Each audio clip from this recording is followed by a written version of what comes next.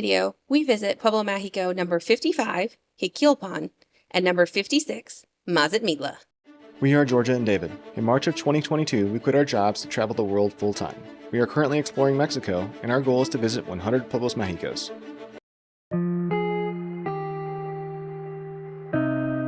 So today we drove about 2 hours to the Pueblo Mágico of Jiquilpan. We are actually going to be driving the entire way around Lake Chapala clockwise. So this is our first 2 hours, then we'll drive another hour to a Pueblo Mágico of Mazamitla. And one interesting thing is this Pueblo Mágico is in the state of Michoacan. Mazamitla is in the state of Jalisco, and where we are staying in Ajijic is also in Jalisco. So that's how large this lake is, and it's going to take us a total of 5 hours to drive the entire circumference.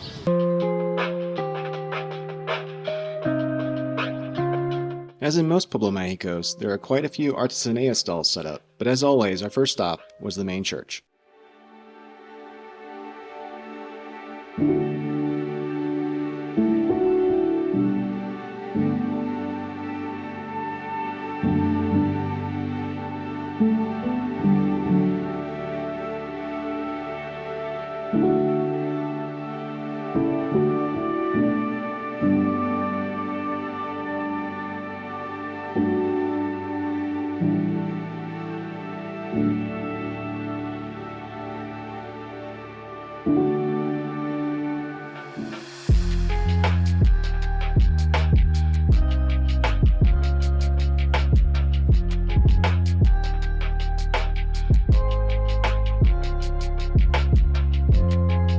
So we're just on our way to see La Aguada, which is a very famous fountain here. And behind us are some absolutely giant bronze heads. We lucked out, and there's a temporary art exhibition here now with these really intricate statues.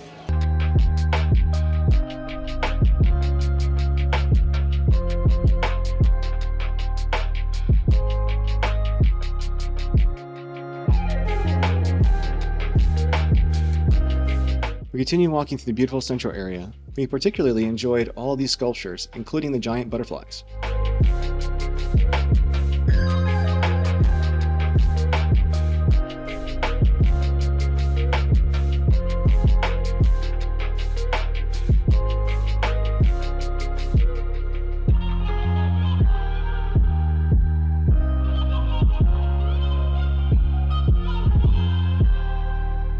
We found it interesting that they had a fountain that looks amazingly similar to the Las Tarascas fountain in Morelia, but on a much smaller scale.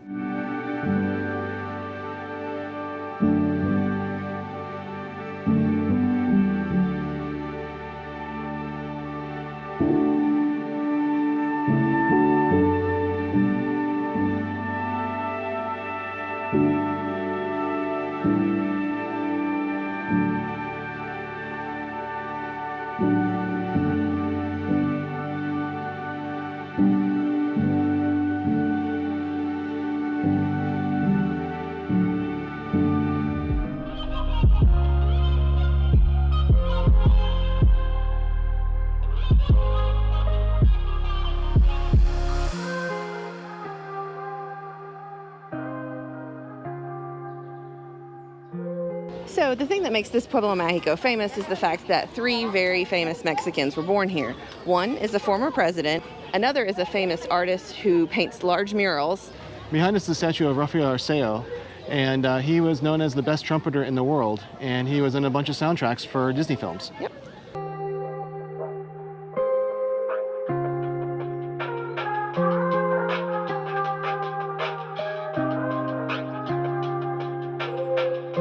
Behind me is the public library, and this is where you can find one of the most famous murals from that famous artist I was speaking about earlier, José Orozco.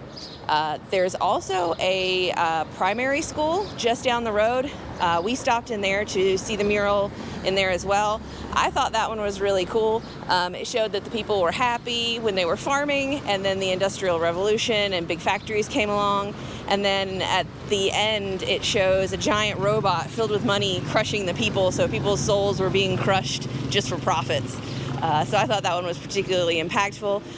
The murals that are behind me here are based all on the Mexican Revolution.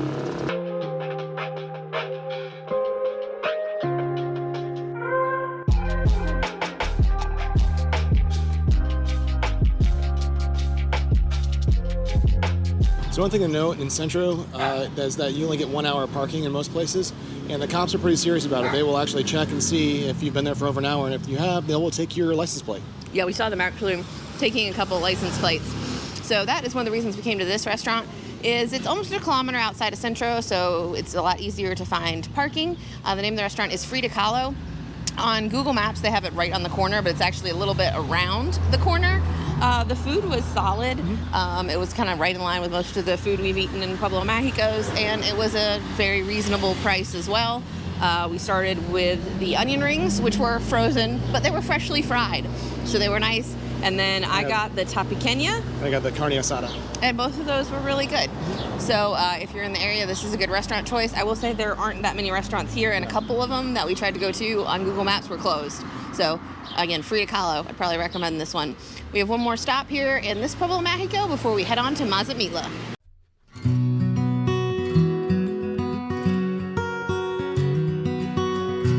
So now we're at Casa de Piedras, which was once the vacation home of one of the presidents of Mexico, Lazaro Cardenas. Yeah, and he was the third famous person I mentioned that was born in this town. From what I saw from another YouTuber, it looks like they have turned this home into a museum for rebozos, which earlier this year we went to Santa Maria del Rio, which is also Pueblo Mágico known for rebozos. And there they were just mainly a bunch of stores selling them. But here apparently they actually show the silkworms, the cocoons, the weaving process, the whole thing. So we're gonna go inside and see if we can check it out.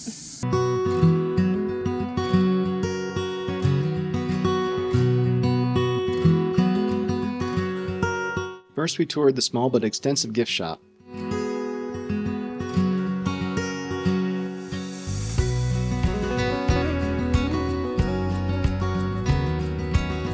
We saw the actual silkworms and their cocoons.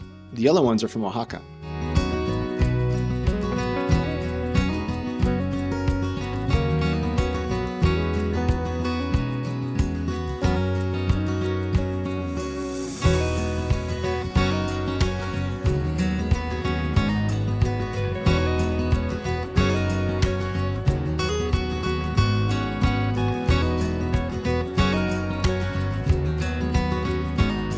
After passing their vicious guard dog, we made it around back where two of the weavers showed us the process.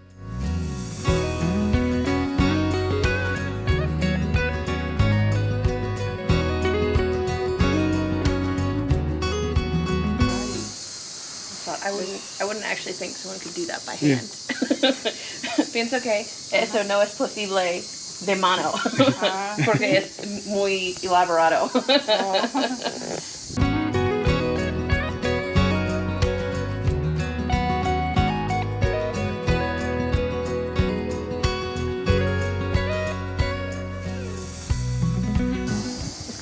Collar también. She showed Georgia all the ways a rebozo can be tied and worn. Esto ya luce como una mariposa, por aquí vamos a... Or like a butterfly wing. She then started hand weaving one of the rebozos herself. She told us she is actually from Santa Maria del Rio, and that it is not possible for a machine to weave this pattern.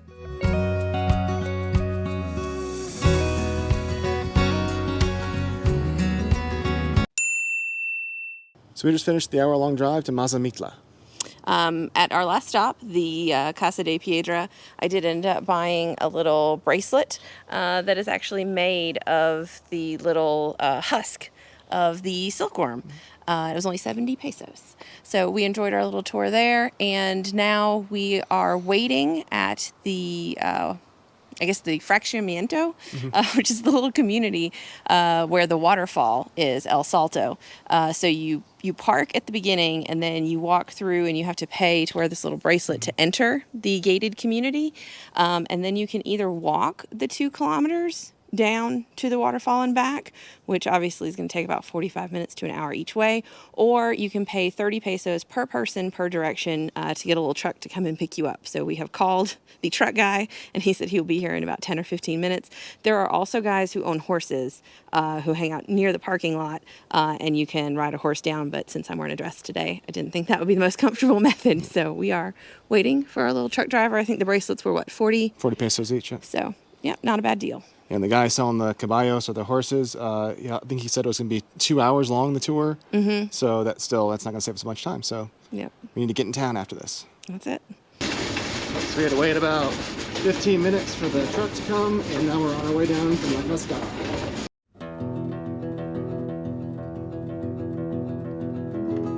The homes and yards in this community were absolutely beautiful.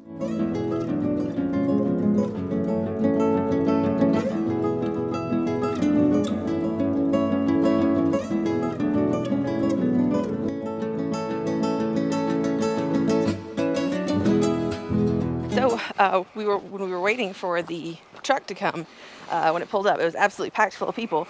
We are the only ones going to the waterfall right now. We did come a little late. It's about 4 o'clock right now, but I can hear the waterfall, and he said that he would come back to pick us up in about 30 minutes. I highly, highly, highly recommend taking the truck, because how far was that? He said it was 2.5 kilometers. It felt like a lot further than that. Yeah, if that's 2.5 kilometers, that's the longest 2.5 kilometers of my life. So and also it's like a lot of up and down and cobblestone. So unless you want to spend the day hiking to and from the waterfall, I'd pay the 30 pesos per person. Yeah, less chance of you'll sprain an ankle. Yeah.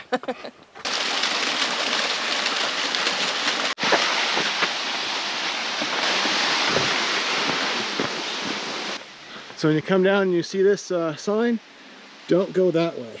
You go to the left. And then at the next fork in the road, I think you go down. I'll let you know later.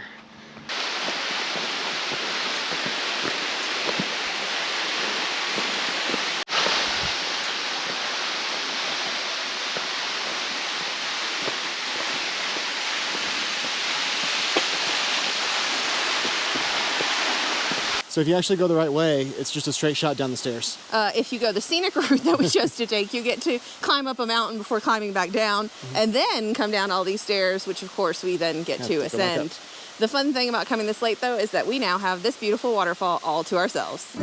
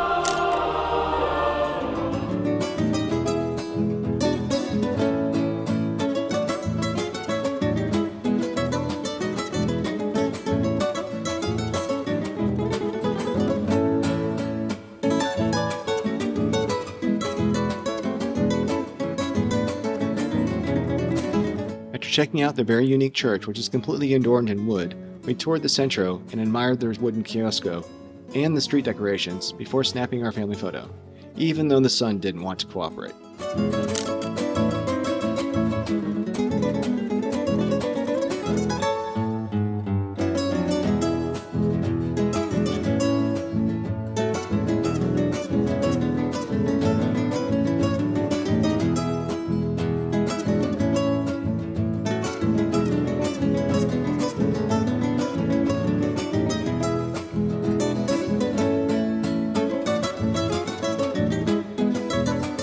So even though it was a little bit after 5 p.m., we lucked out and the church was still open, so we went and checked that out. It is a very unique looking church. I don't think we've seen anything quite like it anywhere we've been, so that was very interesting. We decided after that to kind of run over to the artesania market, but unfortunately, apparently after 5, and especially on a weekday. Maybe on weekends they stay open a little later. But as you can see, most of the stalls are closed. I did happen to get a wooden ring as well as a little notebook, but that was it. I think there were 4 or 5 stalls open at the end. So we're just gonna walk around the centro of Mazamitla. They have a really cool wooden kiosco, and we took our family photo by the Mazamitla sign. And now there's only one thing left to do, and that's grab a beer.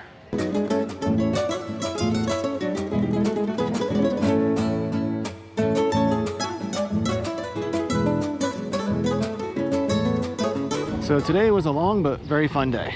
And it may seem like we didn't do much in Mazamitla, but Mazamitla is really known as being a very cute mountain town. It has a lot of very beautiful cabins that you can rent. And then there are a lot of like eco parks and things to do outside. So there's a lot of hikes. There's the waterfall that we visited. There's also a lot of places where you can rent either razors or 4-wheelers. There are places you can, go horseback riding. There's rappelling. So there's a lot to do outside in nature, where the town itself is basically do a little shopping, go out to eat, grab a beer, check out the church. Yeah. So we had a really fun day today, and I would probably recommend doing both unless you do plan on doing a lot of those outdoor activities, because it's really easy to fit both those Pueblos Mágicos into one day. Yeah. Thanks for watching. And as always, if you have any questions, comments, or suggestions, please leave them down below. And if you haven't already, check out last week's video here, where we explore the Pueblo Mágico of Sayulita.